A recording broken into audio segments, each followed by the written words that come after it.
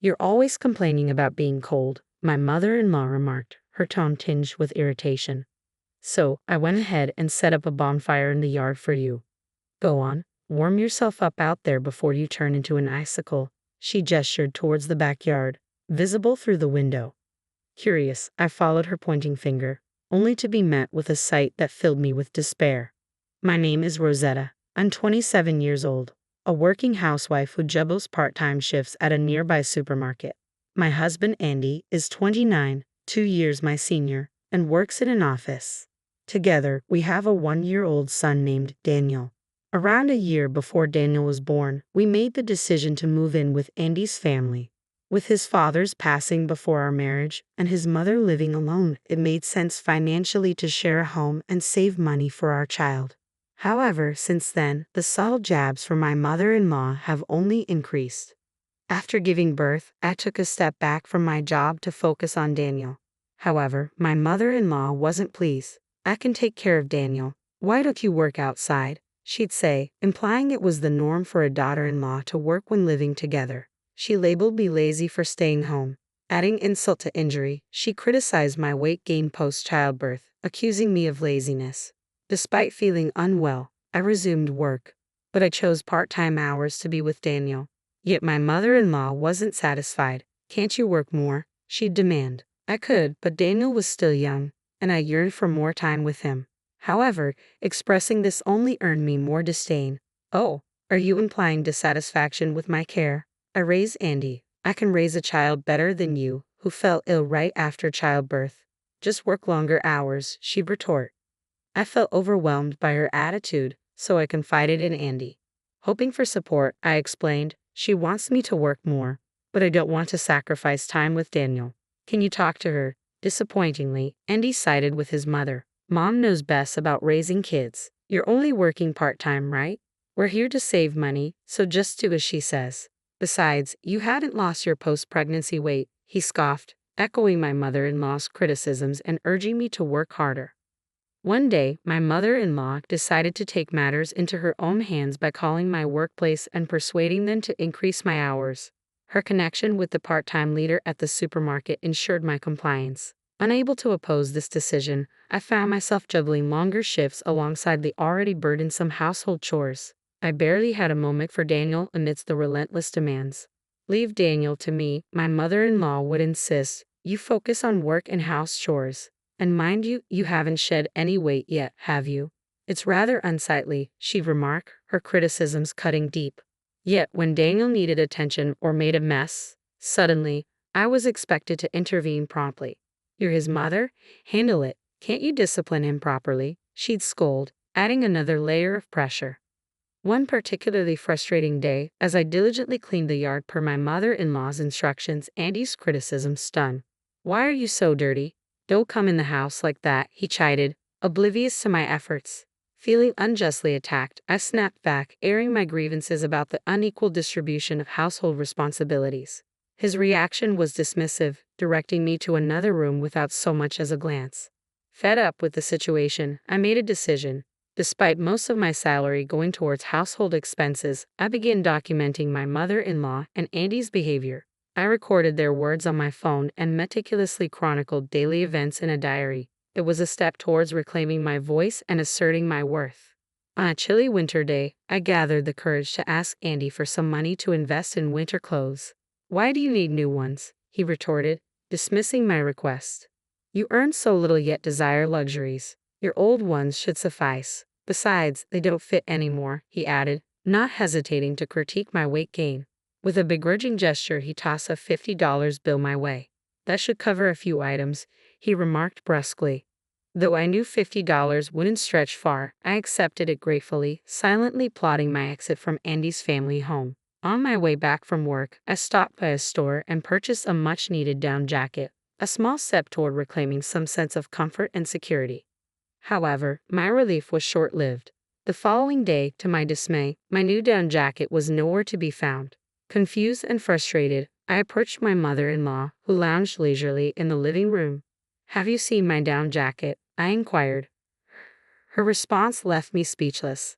Oh, I assumed you didn't need it anymore, so I got rid of it, she remarked casually. What? I just bought it yesterday, I exclaimed incredulously. Her nonchalant reply only added insult to injury. Did you? I must have placed it in the shed outside. Why don't you go and check? Hastily, I dashed to the shed, my heart sinking as I found my new jacket discarded amidst the refuse. Despite the biting cold, I attempted to salvage it, but the stench lingered stubbornly. Knowing that burning it indoors would only invite more complaints from my mother-in-law and Andy, I resolved to hand-wash it in the dead of night, hoping to conceal the evidence of its mishap. The next day brought another devastating discovery. Returning home from work, I noticed an eerie emptiness in my bedroom. All the drawers on the shelf that housed my clothes were devoid of their contents. My wardrobe had been stripped bare. Racing to confront my mother-in-law, I demanded answers. Where are my clothes? I implored. Her response hit me like a blow. You bought new ones, didn't you? So repurpose your old, dirty clothes into rags for cleaning. Now you can contribute to the household chores, she retorted callously. My heart sank further as I opened the cleaning closet, confirming her words. There, amidst the cleaning supplies, lay rags fashioned from my discarded garments. And as if her cruelty knew no bounds, I noticed my jacket, which had been left out to dry on the balcony, was now missing. You're always complaining about being cold, my mother-in-law interjected, her tone laced with false concern. So, I took the liberty of lighting a bonfire for you in the yard. With a slight, insincere smile, she motioned towards the garden outside my window, where flames danced in the fire pit. Peering outside, I watched in disbelief as shreds of my jacket fluttered in the wind. You burned my clothes. How am I supposed to survive this winter? I protested, my voice trembling with outrage.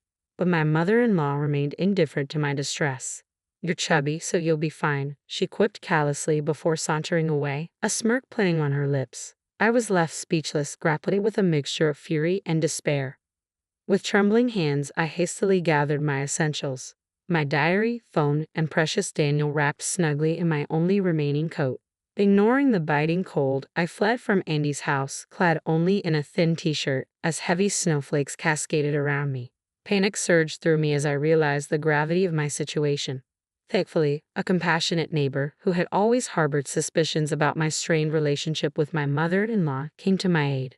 Despite the tension between them, this neighbor had remained vigilant, concerned for my well-being since the day I moved in with Andy's family. Recognizing the signs of distress, they offered me refuge and swiftly transported me to my parents' home, an hour away. Upon my arrival, my mother's eyes widened in alarm at the sight of my scant attire. Why are you dressed like that? Are you feeling unwell? Is it too warm in the car? She fretted, her concern palpable. Forced to flee Andy's household, I found myself in a dire situation. My clothes reduced to rags, my new jacket consumed by flames. All along, I had been meticulously gathering evidence for what I hoped would be a favorable divorce, but the threat to my safety became too palpable to ignore. With Daniel snugly wrapped in a coat, mercifully asleep, I fled, tears of relief streaming down my face at the thought that my mother-in-law hadn't wrested him from my arms. My mother, recognizing the urgency of my plight, sprang into action, rallying support. She swiftly reached out to my father and another individual whose intervention would prove crucial in the days to come. The following day brought a glimmer of hope in the form of unexpected aid. Responding to my mother's urgent call, my father-in-law's mother, whom we affectionately referred to as Grandma, arrived at our doorstep. As it turned out, my father and Andy's late father had shared a deep bond, and Grandma, despite the passing years, had maintained ties with my family.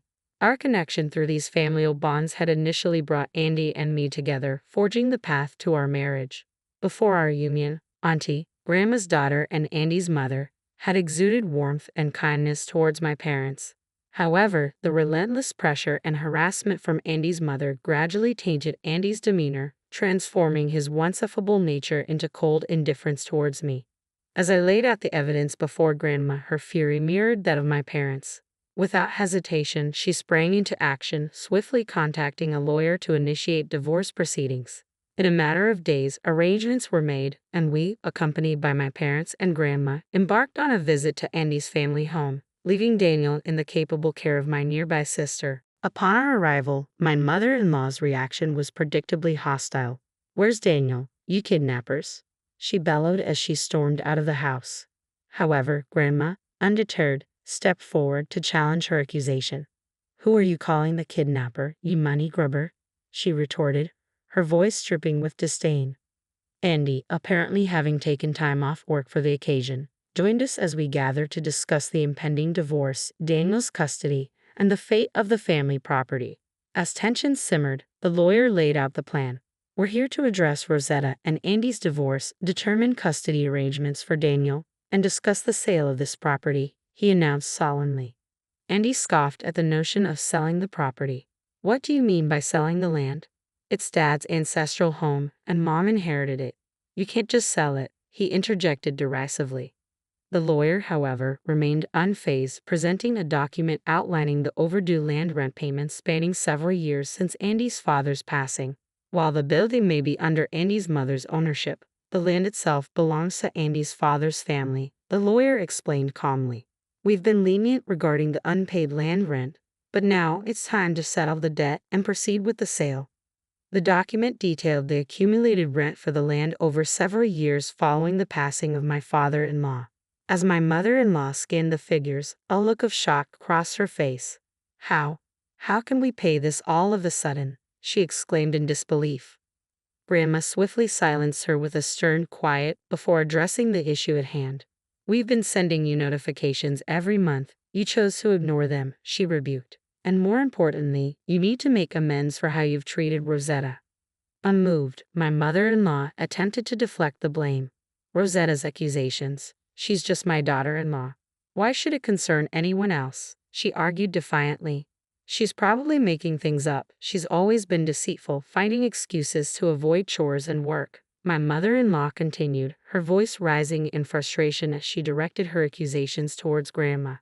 I've never lied simply because you believe I'm overweight, I asserted firmly, my voice trembling with suppressed anger. You've burdened me with endless chores, robbing me of precious time with my child. Do you have any idea how difficult it was to be instructed to brave the winter cold in nothing but a t-shirt?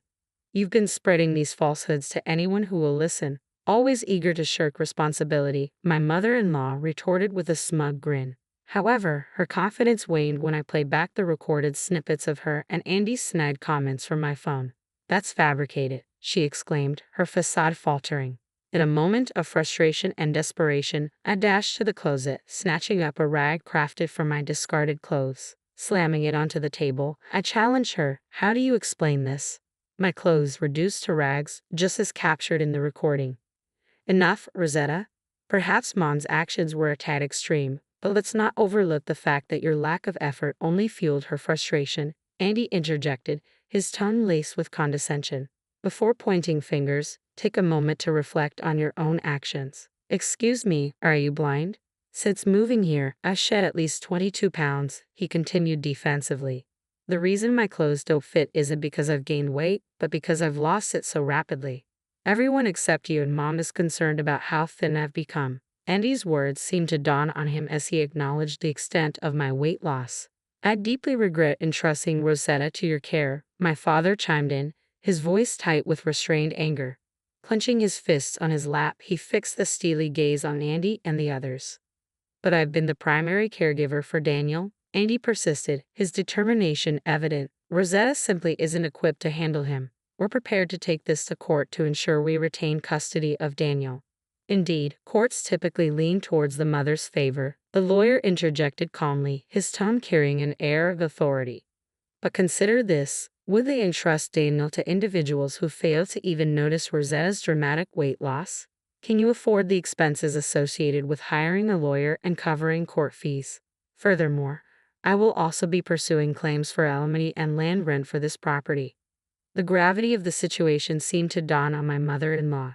This is so unjust, she muttered, her voice trembling with frustration. Who's being unjust here? My father countered, his tone firm. Both of you have tormented Rosetta and even attempted to separate her from Daniel. Where did the money Rosetta earned go? Why did she flee to her parents' home in nothing but a t-shirt, carrying Daniel through a snowstorm?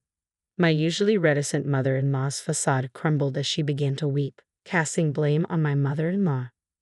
I am truly sorry. We will make amends for spoiling Daniel and causing Rosetta such anguish. Grandma spoke up, addressing us directly before signaling to the lawyer. Simply settle your debts and we'll sever all direct ties with you and inform our relatives, I asserted firmly. Following that resolution, I tendered my resignation from the part-time position, duly informing headquarters of my mother-in-law's meddling. The company expressed regret and assured me of measures to prevent such power imbalances among part-timers. While no repercussions were reported for the individual acquainted with my mother-in-law, assurances were made regarding future safeguards. In the ensuing weeks, my divorce from Andy reached its conclusion. Securing custody of Daniel and receiving a fair amount of child support, I navigated the challenges with resolve. Andy's financial strain was palpable, particularly as he assumed responsibility for the outstanding land rent. Grandma's light-hearted jest about the house's fate hinted at the irony of the situation. Transitioning to a new phase of life, I relished the opportunity to reside with my parents, cherishing the precious moments spent with Daniel. With plans to eventually join my father's company, I utilized the divorce settlement to rejuvenate my wardrobe, reveling in the joy of coordinating outfits with Daniel. As I looked toward the future, I eagerly anticipated the prospect of devoting even more time to my son.